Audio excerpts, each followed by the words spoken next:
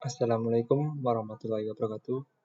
Saya Reginal dari Yal Chandra Pandega, NIM 41211047 akan mempresentasikan atau menjelaskan tentang uji T1 sampel. Analisis uji T1 sampel.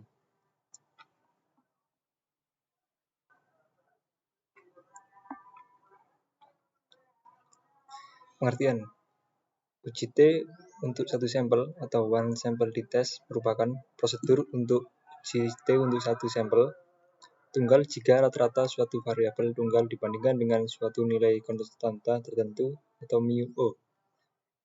Uji T1 sampel ini biasanya digunakan pada penelitian-penelitian yang bersifat eksperimental, tetapi dengan desain pre-eksperimental atau kuasi-eksperimen.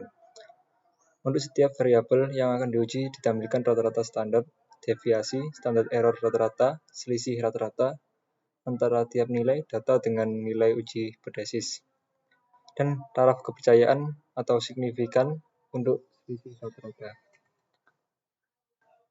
Kriteria data yang dapat diuji di uji T1 sampel, yaitu data yang digunakan adalah data kuantitatif atau interval dan rasio. Yang kedua adalah data berdistribusi normal. Rumus yang digunakan untuk satu sampel, D sama dengan X atau rata-rata dikurangi mu per S per akar N. Keterangan D untuk nilai T hitung, X untuk rata-rata, mu 0 untuk nilai yang dihipotesiskan, dan S untuk standar deviasi, dan N untuk jumlah sampel. Dalam uji satu sampel dibagi menjadi dua macam pengujian hipotesis, yaitu satu, uji dua arah, yaitu pengujian yang digunakan jika hipotesis 0 atau H0 berbunyi sama dengan, dan hipotesis alternatifnya adalah HA yang berbunyi tidak sama dengan, atau H0 sama dengan, dan HA tidak sama dengan. Untuk yang kedua, uji satu yang dapat dibagi menjadi dua macam, yaitu uji arah kiri dan uji arah kanan. Yang pertama, uji arah dua arah. Contoh kasus, seorang peneliti ingin mengetahui rata-rata IQ siswa yang mengikuti program akselerasi untuk siswa berbakat atau gifted di SMA-N unggulan.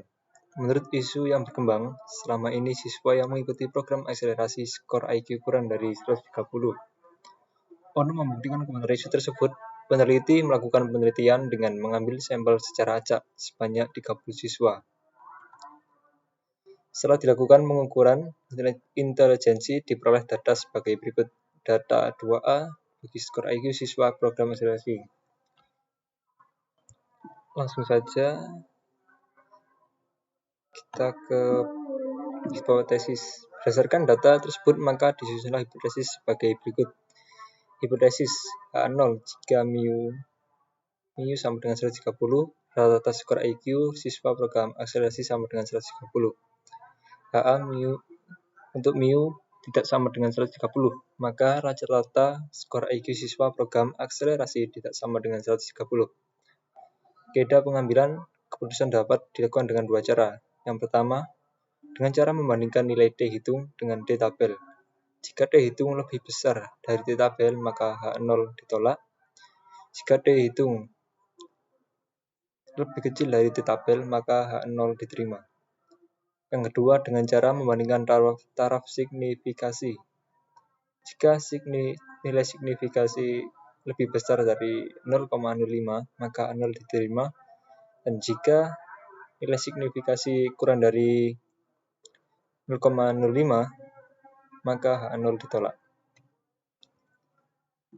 Kita lanjut ke SPSS. Kita buat data baru. Kita masukkan variabel. Yang pertama kita masukkan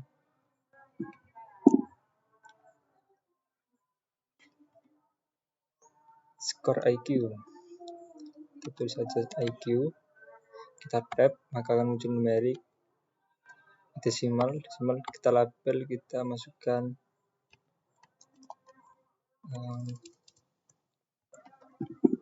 skor IQ siswa. Setelah itu kita masukkan kembali lagi ke data view. Di data view ada tabel, ada kolom dan baris IQ ini. Kita masukkan data tadi, dan saya sudah punya datanya dari Excel. Kita masukkan aja, kita tinggal copy.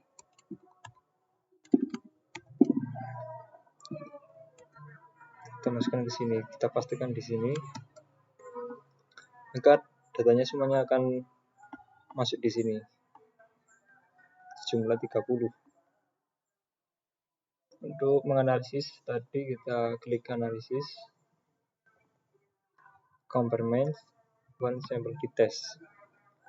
Skor IQ siswa ini kita pindahkan ke tes variabel dengan cara klik di tombol ini, maka akan pindah ke tes variabel dan tes value-nya kita isi 130. Kita pilih option, dan untuk Coefficient Design interval presentasi kita biarkan saja 95%. Kita continue dan kita oke. Maka akan muncul datanya, hasilnya. Dan cara membacanya adalah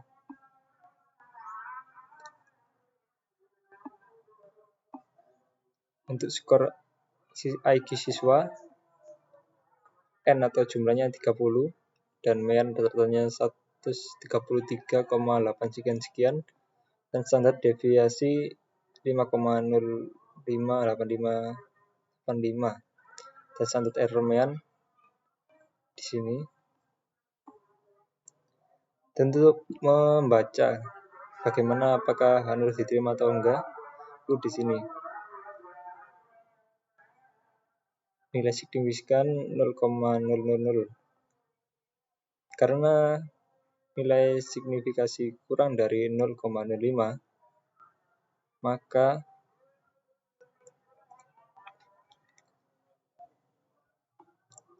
karena nilai signifikasinya kurang dari 0,05 maka 0 ditolak.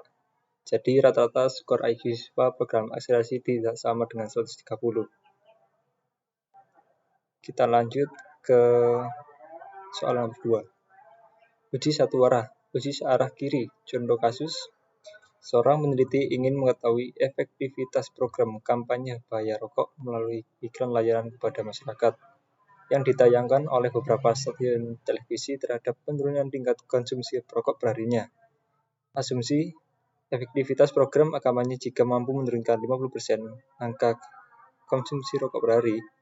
Catatan konsumsi per hari rokok rata-rata 12 batang menjadi 6 batang per hari. Dan ini adalah datanya. Dan ini adalah hipotesisnya. Untuk hipotesis, jika H0 atau mu-nya lebih dari atau sama dengan 6, maka rata-rata konsumsi merokok per hari lebih besar atau sama dengan 6 batang.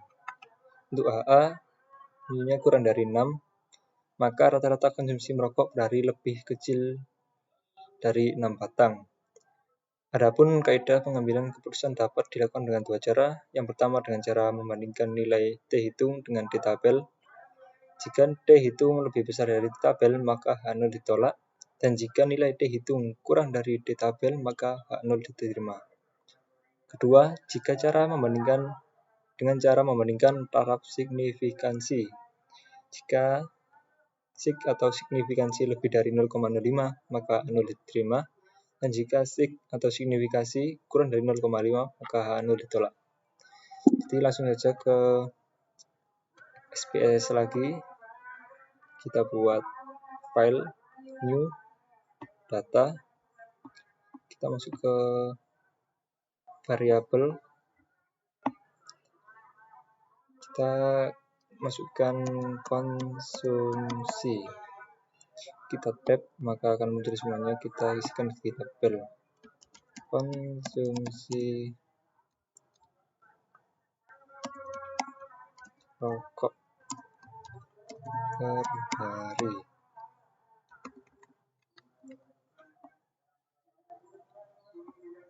Kita masuk ke data view. kita isikan kayak seperti tadi. Kita ambil datanya dari Excel yang uji satu arah kiri. Kita ambil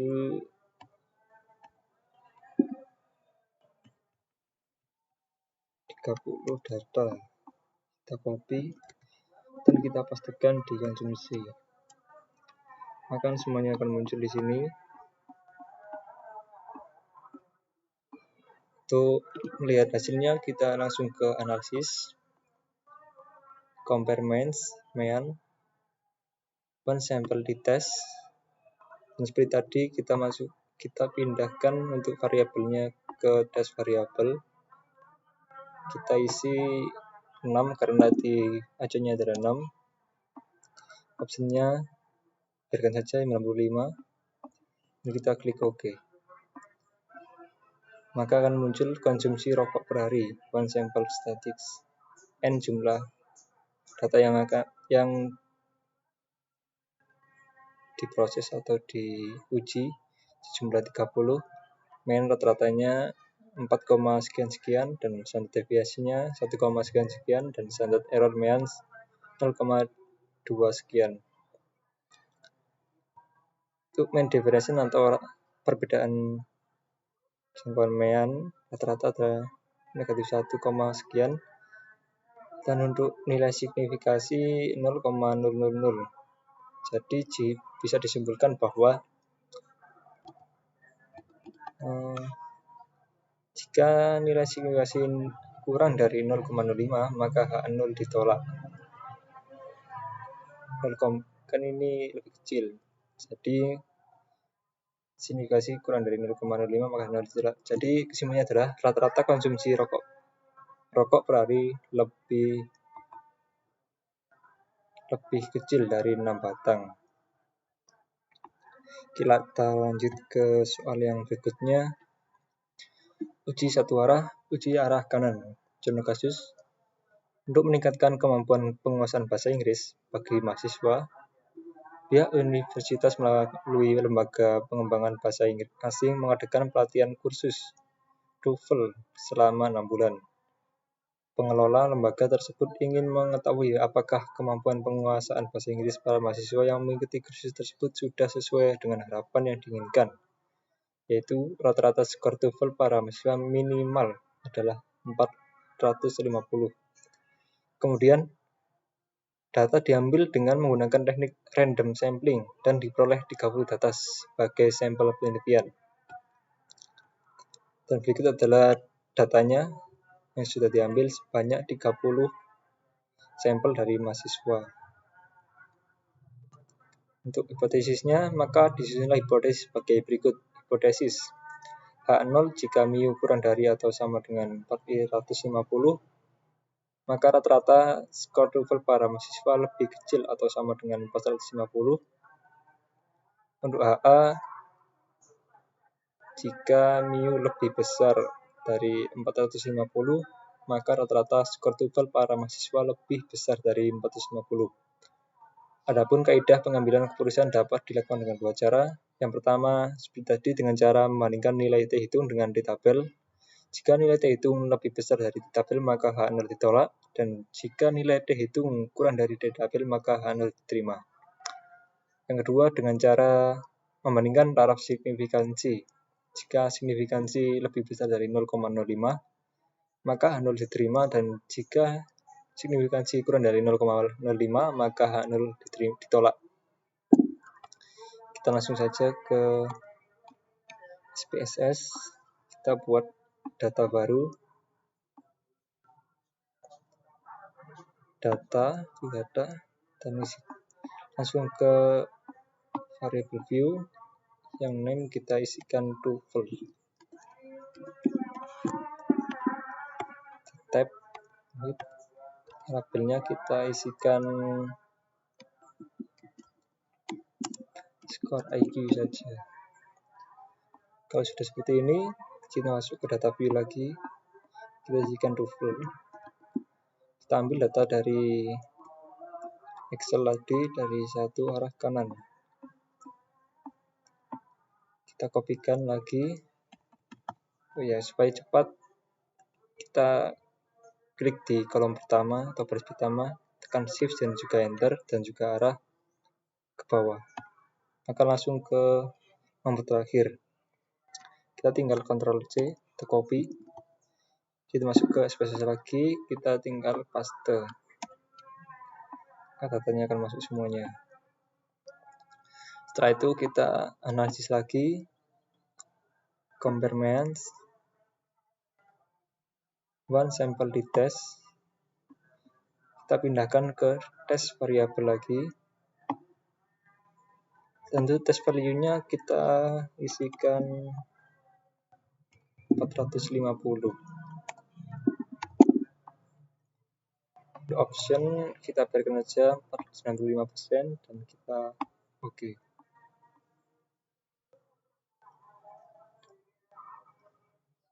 Dari data tersebut kita bisa mengambil jadi ini hasilnya. One sample statistics untuk skor IQ, banyak data yang diproses 30, mean-nya 469, sekian, standard deviation-nya 42, sekian, dan standard error-nya 7,8 sekian. Untuk signifikasinya 0,017. Jadi kita langsung aja ke hipotesis tadi. Jika signifikasi kurang dari 0,05, maka anu ditolak.